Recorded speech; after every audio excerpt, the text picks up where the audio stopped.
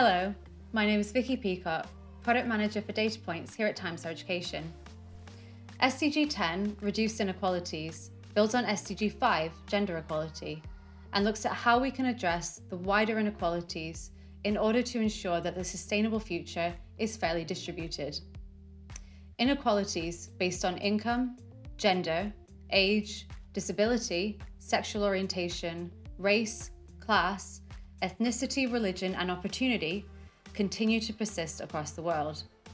This is very obvious within higher education, which is still transforming itself from something available to the few to something open to all. Higher education can often lead societies in which it operates, demonstrating the value of equality as well as being a path for people of all backgrounds to break free of prejudice. Without tackling these inequalities, it is hard to see how we can build a truly sustainable world. We need to lift people out of poverty and ill health that is so frequently associated with inequality and ensure that the talents of all can be put to work finding the solutions we need. Inequalities are often difficult to address because they often interlink.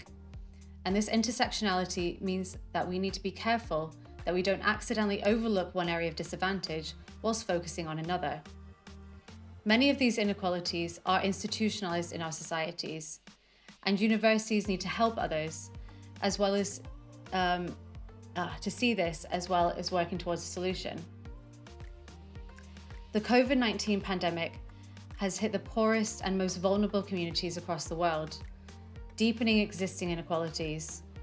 Refugees and migrants, as well as Indigenous peoples, older persons, people with disabilities, and children are at risk of being left behind.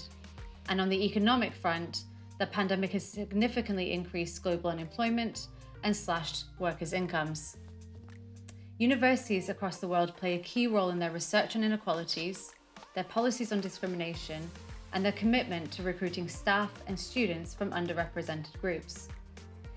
This is still an area where research has a lot to tell us on how we can assess and overcome discrimination. Higher education needs to demonstrate that it is open to all, recruiting fairly from the communities it serves. It also has a uniquely international opportunity to reach out to students from lower income countries and support them in their education. There are particular challenges in recruiting and supporting students, faculty, and employees with disabilities, making sure that education is not limited to those who are able-bodied.